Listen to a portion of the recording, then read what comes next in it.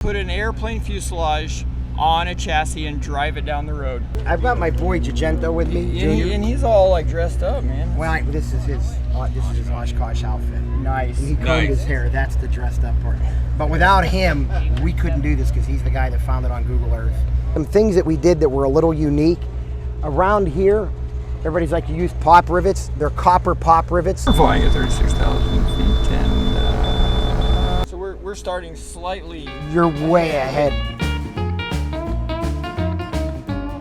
Good luck. Let's try it. Okay. Has anyone asked you, do you guys plan on pulling a boat with this?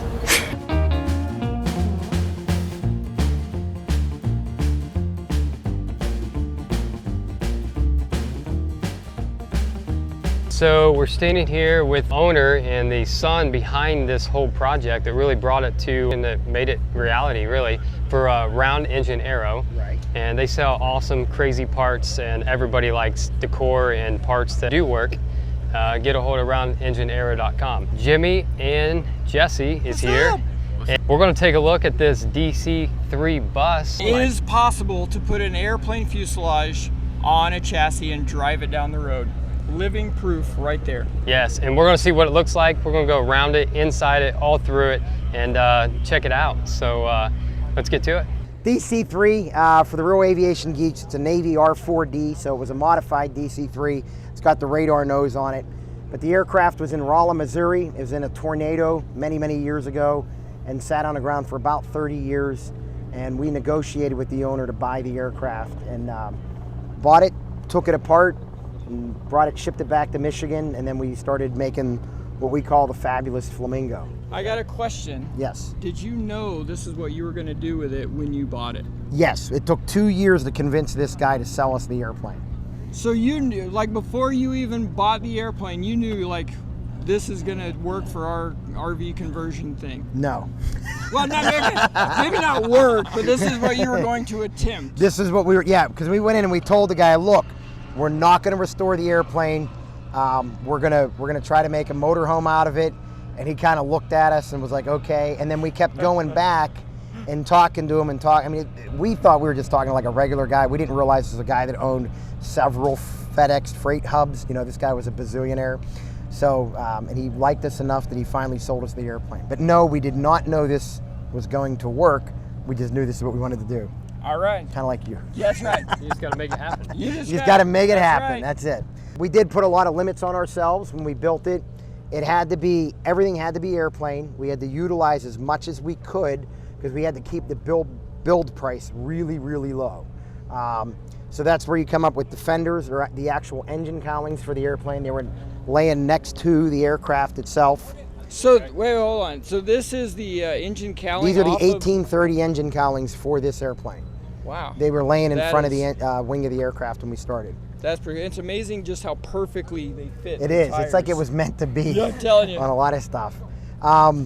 This cowling here, this is the third generation or fourth generation cowling. We started out originally real big up here. It looked like a locomotive, and we just kept going down and down until we came up with this. This is Beech 18, AT11 cowling, and then the lights, we were going for that Packard look where they had the 3 lights.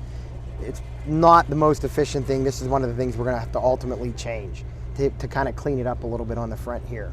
Moving down the airplane, retro look, we chose ultimately Ford mirrors off a 1970 Ford pickup truck.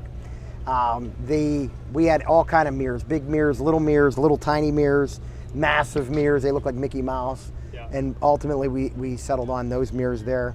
Hood ornaments, 1950 Gigento?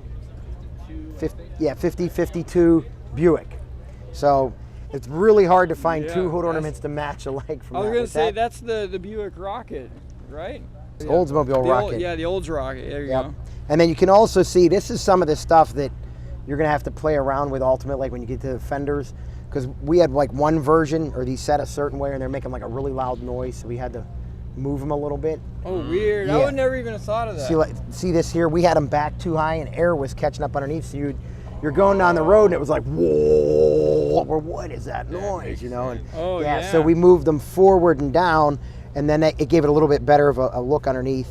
And then we've been playing around with different lighting. This is a requirement by DOT, but so we played with different lightings. We used to have big lights that came up, but when we came with the whole ornament, we kind of went down with that. Bracket underneath there is the original International bracket. I don't know if you can see it too much, but just still, you just had so much vibration up on there.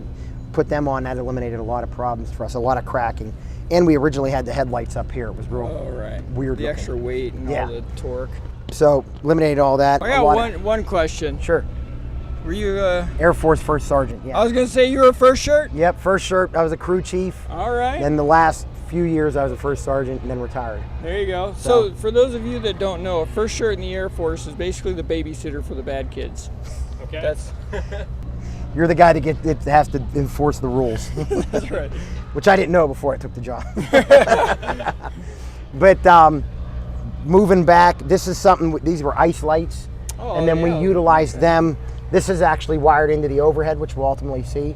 So we have a red and a white light. If somebody gets a little stupid and they're next to us, we'll flash that light, like move it along.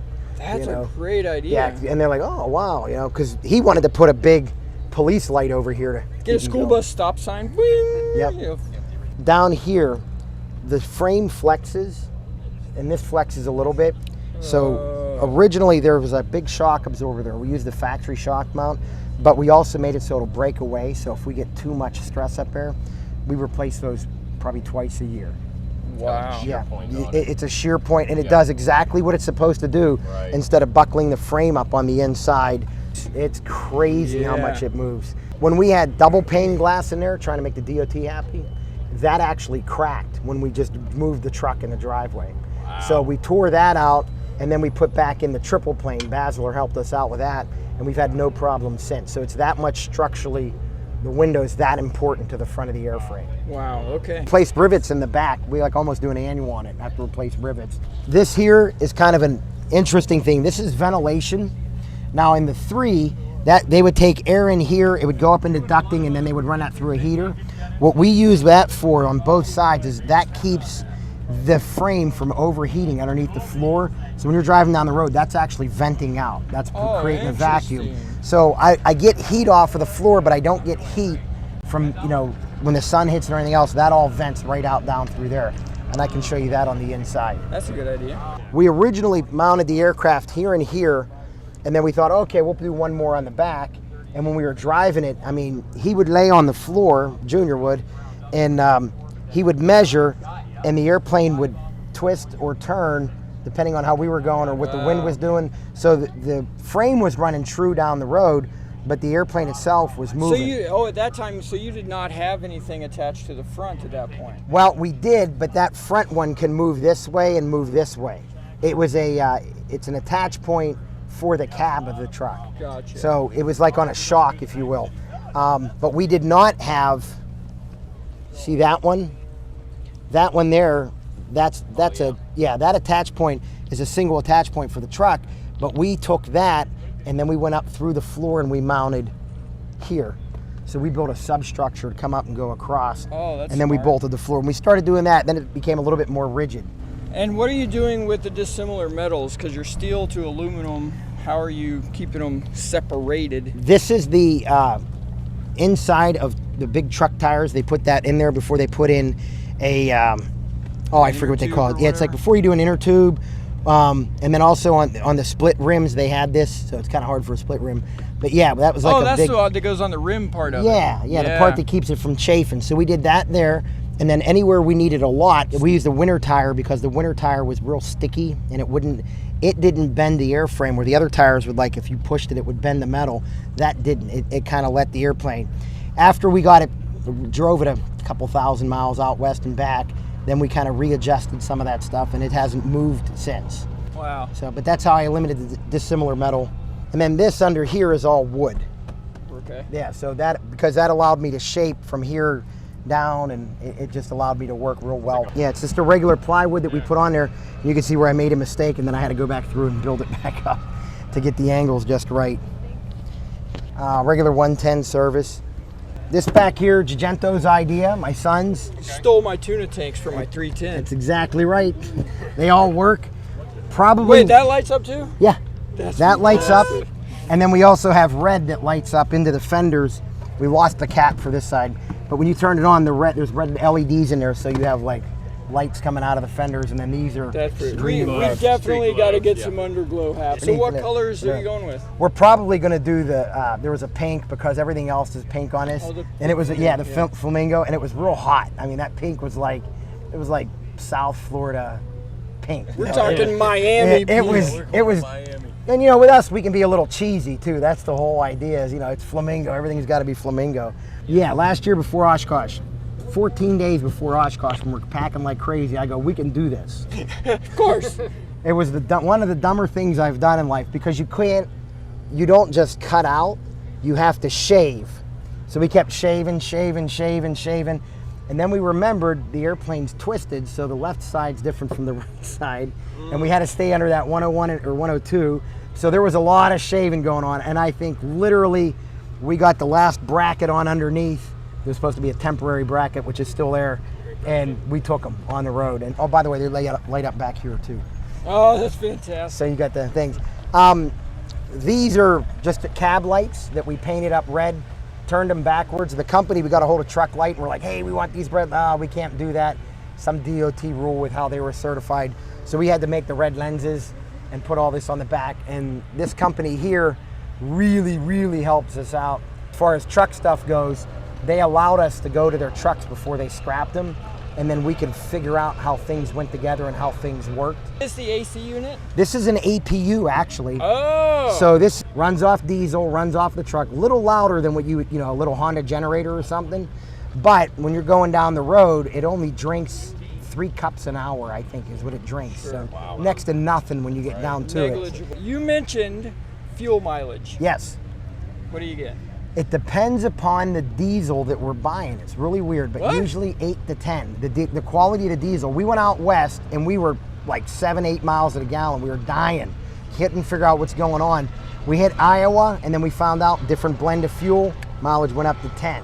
Last year we were pulling right around 11, 12 on this, and then this year we understand that the diesel fuel formula changed again for the Midwest, and we're back down to 8, 9. You need Jet A. Jet A will run the engine too hot. All right, so one of the restrictions we put on ourselves is everybody that's tried this before, they make it look like an airplane on the outside, but on the inside, their panels were like VW stuff, and it was real generic.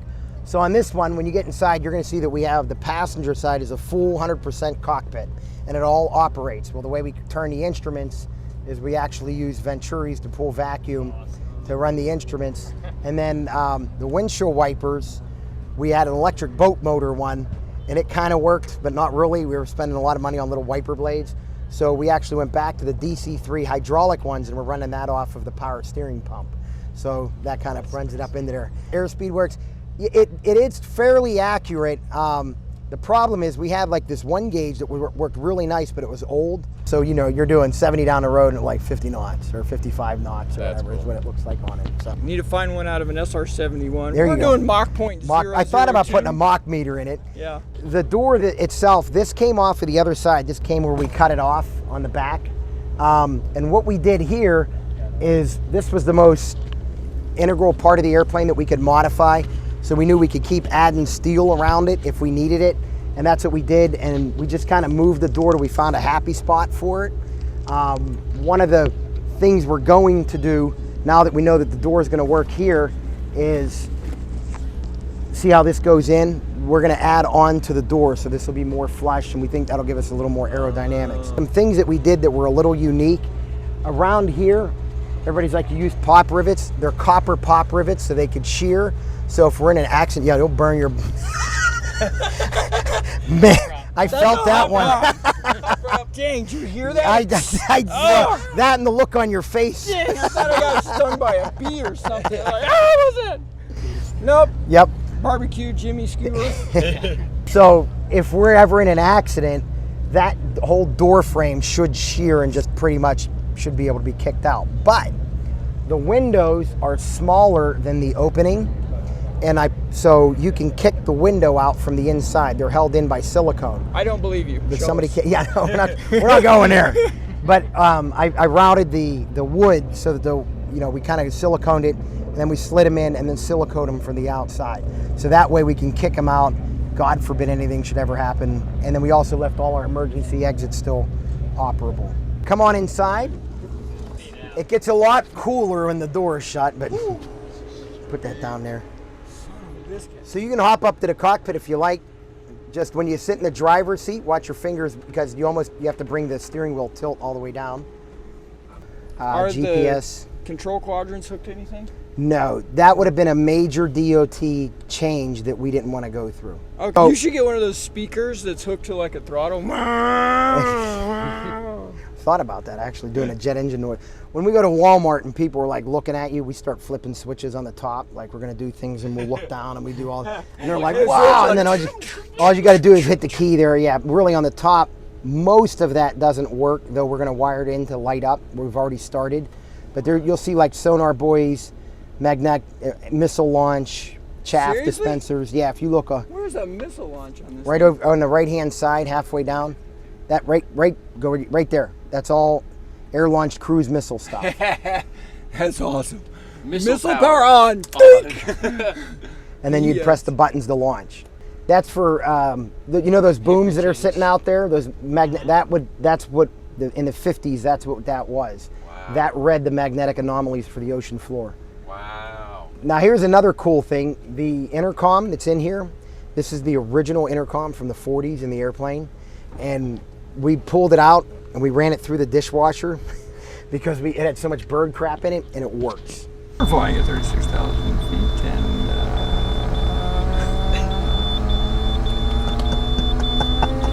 weather's supposed to be nice whenever we get there. This is your captain speaking.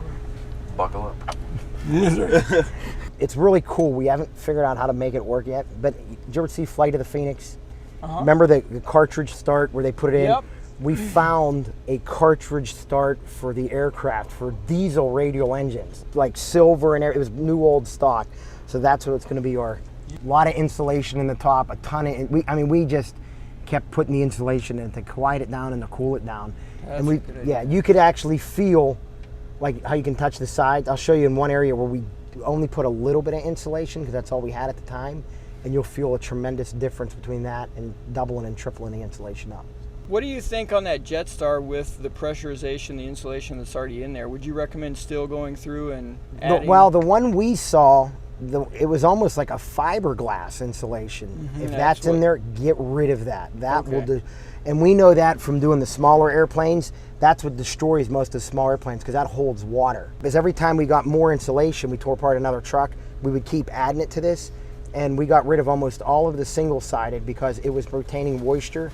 That stuff, if it gets wet, that aluminum keeps it from hitting, and then it's made to drain out. There's also, this is kind of crazy, that insulation, rodents don't like it. That other insulation, they love it because they can get in there and chew it. They don't like that because they get to that metal and they're like, we're out. Now, if you look in the back, okay, if you look up towards the lights. Look toward the light. See, we have regular white light. Yeah. Okay. Then, of course, true to aircraft, you got to have the red. Oh, for the exit. There you go. Well, for your night ops. All right. So we had that. And then also, look down at the door. So you got your jump lights. Yeah. Oh, the red and green jump light. Yep. So when we're pulling into somewhere, if we're going into Walmart, red light up, family knows, better get ready to go. As soon as the motor stops, green light on, we're down the door and out, and we go away from it as fast as we can because we can't like cut across because people will cut you off and we'll never get into Walmart. That light on, that turns a little circulator pump on, and then that throws heat in the back. That's just. So that was one of those things. Ours was required. You probably aren't required to have that down at your state, but we were also required to have a microwave oven to call it a motorhome. Yes. Ours has one. Yeah. I would like to move the XM over to here and then open this up for an audio panel, like just an old PS Engineering or something that we could pull out of a jet airplane that nobody's using. So we want to do that more so you could talk back and forth to each other and then wire that in. That's just one of those cool things that we haven't gotten around to doing yet. I think we're going to be a lot easier. I think we're going to be so much simpler than what you had to do. That's what we started with. Oh, yeah. Circuit breakers and everything doesn't care if it's 110, 24. That's a big myth. Amperage, yeah. People don't understand on that. And like this was our interior, so we're starting slightly. you're way ahead. Yeah. Well, Yeah. we had this great idea. Hey, we're gonna reuse that interior. We'll just scrub it. No. Yeah, that's what we finally went down to, Yeah. which well, shows Yeah. she's gutted. And You we went actually into took it annual mode further. right there. Well, we went even further than that. We took all these pieces out of the sides and everything else. So, and the other thing we did that I know you're not going to do is we made everything so it was easy to get.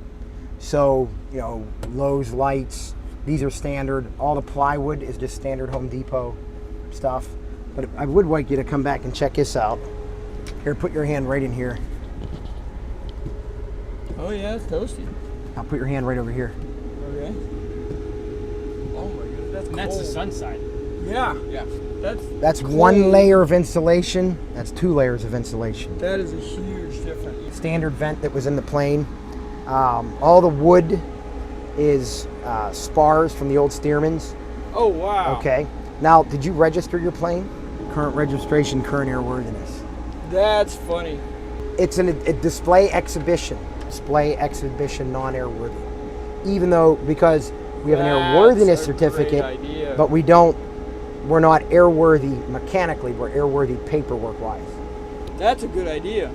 I mean, it's Elvis's jet. Otherwise, you're just a fuselage. This then is the evaporator part of the AC. Yes. So the compressor and all that stuff. No, is back. compressor's here. All that is in there. Yeah. Okay. It's an all-in-one unit. You just drop it in, run the hoses. Really? That Yeah. might be what we look at. Do they make one big enough to be They able do to make run? bigger ones because they Like- make them for school buses. Back here, original cockpit door. This is the bathroom. Oh, so the door to the bathroom is the cockpit door? This was the cockpit door, yeah, originally. So we that is stripped all the awesome. stuff off it and did this. And you can also look in there. I know yours is done. We used mirrored plexiglass. That's what this is? Yep. Here, turn the light on. Right hand. Here you go. That's mirrored plexiglass? Yep. How much you want by the pound, like a sheet of it, a half a sheet or whatever. Does it cut pretty easily It too? does cut pretty easy. It's not. I tried routering it. I made a pattern from the old one I had. But Yeah, you got to sit there and sand just sand as much as you can. Pre-drill, just like you would anything else. But that's got a couple thousand miles on it. You know, we took it to Kansas and back. It hasn't cracked or anything. So back here. Dude, I'm legitimately It just keeps getting going, excited. and there's It keeps more. going, and there's more. And Now- behind door number 3. Now I keep these in the window to keep it cool. Yeah. All right, so just so you're right, and feel the heat on it. Oh no. Yeah, you Go don't ahead. need burn again. My ankle again. Go for that. Well, back here, one of the things that were kind of cool, these are the emergency exits from the airplane. So if we were in an auto accident, the G switch kicks over and those would turn on. So that's kind of one of those things we left in here. But we also left all the emergency, other stuff to Oh, emergency exit. cool. So now at nighttime, when it was like Monday, when it was real cool out here, we just took those and propped them up, didn't even need the AC. We have screens in there. What I'd like to do is the same thing you were talking about. Having Oh. an AC unit and plugging it into the original plumbing so that it has the vents up top. Exactly.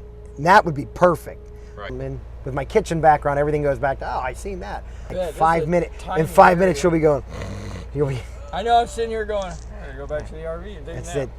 Yeah, down to earth. You know, there was somebody interviewing me yesterday going, so Jimmy's doing one of these. What do you think?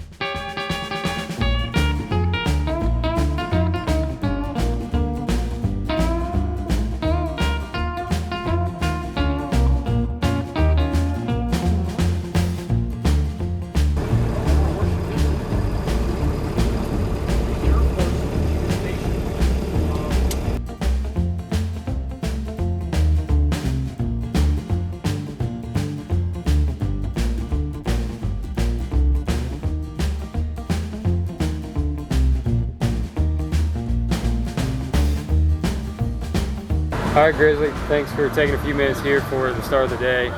And I want to ask you, hopefully, a couple questions that no one has asked you and you haven't answered 999 times. Good luck. Let's try it. Okay. Has anyone asked you, do you guys plan on pulling a boat with this? No, there's no talks of pulling boats with the Elvis Jet, but now that you mention it, who knows? We got lots of pieces left. We might create something. We've talked about doing trailers for carrying our gear, but it seems they all stow inside the jet pretty well, so. If anyone, I guess, doesn't know really the story on this jet, obviously you can go to elvisjet.com and Be able to watch everything from Jimmy purchasing the jet in auction, bringing it home, all the way through the build, all the way up to our drive through to Oshkosh. you're the guy behind a lot of fabrication or a lot of ideas that really transformed it to really what we see today, right? That is correct. Yeah. So I was responsible for a lot of the fabrication of the parts to make the stock parts work inside the jet. Yeah. And kind of the idea for our mounting points to connect it to the frame, and then pretty much all the service and stuff like that to the chassis. So what's this thing drive like? What's it feel like when you're going down the highway? It feels like you're driving an RV, just a lot taller. A lot taller. Yeah, it takes you about 30 minutes to get real comfortable in the driver's seat, Okay. and then after that it's just like driving your daily driver. So I noticed you have actual flight yokes in there, not a steering wheel. That's correct. Yep. And how hard was that to make happen? It just took creativity. Once we figured out how to do it, it was easy. Yep. Just drill some holes, thread them, put some screws on the backing plate, and we were off. Yep. What's it been like the last 2 months leading up to Oshkosh and actually, getting it? How many have you had long days? Like what was it like, I guess? Getting ready. Pretty long days for the last 2 months. It's just been go, go, go, go, go. I really haven't had a chance to stop and really think about much at all. Yeah. And then this last 2 weeks leading up to and through Oshkosh, it's just nonstop. Yeah. How much spare time did you have after you were done before leaving for Oshkosh? Zero. Zero? I literally finished the jet, went home, packed my bags, and then met Jimmy at the airport the next morning to leave. Yep. Yeah. So it's just been one big blur, basically. Essentially. It's going to take me a couple of weeks to get home and rest and really filter through all the stuff that I've been through. Yeah. But it's been a great trip. The outpour of approval from the people that have come to see us has been truly humbling, and I couldn't be more blessed to be a part of this project. How long is this? It's approximately 38 feet. 38 feet, okay. And that's from nose to bumper? Yeah, bumper to bumper, essentially. Yeah, because the nose looks like it sticks out maybe 2 inches-ish. Yeah, a little bit. Yep. Yeah. Okay. Cool, and you got air ride suspension, nice chassis here. What kind of chassis and power plant, I guess? It's a 99 Freightliner chassis. It's kind of standard. They put them in thousands of motorhomes across the planet, so parts are easily accessible, and it's really durable. Mm-hmm. We made it more durable by boxing the frame and putting cross bracings inside it, so it's really strong now. It's got the 5.9 24 valve Cummins diesel motor in the back, Allison 6-speed automatic, and it just runs and drives like a dream. Well, we're weighing in at 22,000 pounds, and with our aerodynamics and everything, we're getting about 11.5 miles to the gallon. That's awesome. Well, I'd say that having a jet as your body and going down the highway definitely is a lot better than a huge flat Freightliner. Yeah, it's essentially you drive a cinder block when you drive a standard RV. Yeah. This one slips through the air a little bit better. Yeah, and you pretty much have a skirt all the way around this thing. It's all polished, so you kind of got the best of both worlds, I guess, for aerodynamics. That is 100% true, and man, the looks, it's awesome. And it's usually mouth open to gaze or just the hugest smiles you've ever seen. We cause a little small traffic jam just about everywhere we are. Yeah. And then if we have to stop for fuel, we can't get out from the gas pump in any less than an hour. Yeah. Just from people pulling in and wanting to talk to us about it. Thanks for information. We'll do a quick little peek inside here, and sound good? Sounds good. And just remember, guys, click like and subscribe.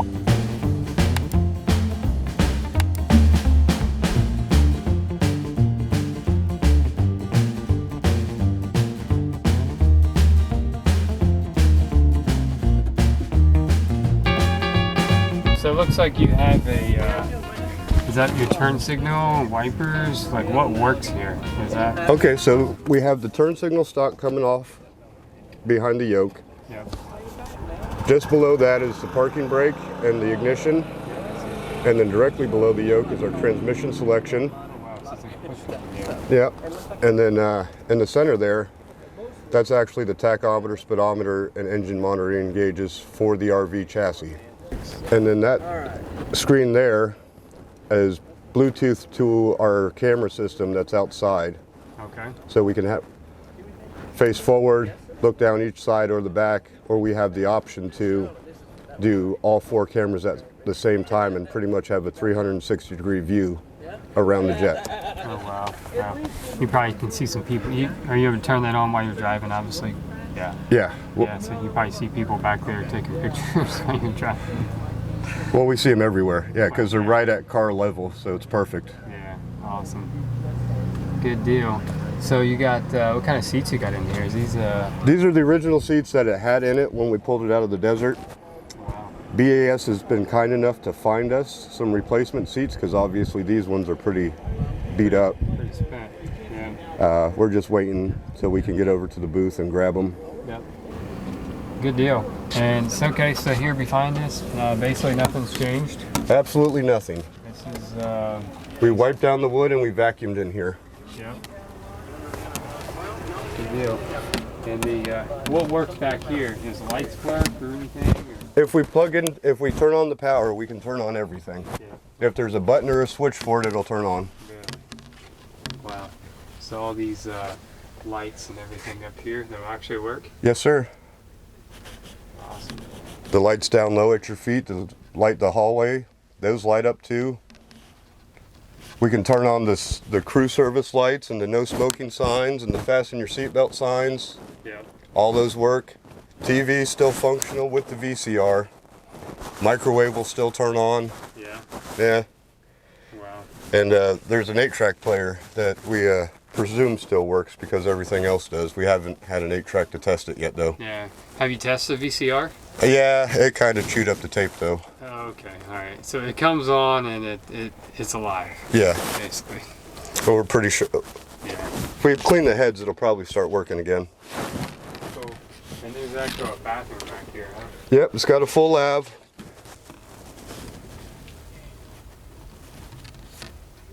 And we have a partial galley that you're standing in now.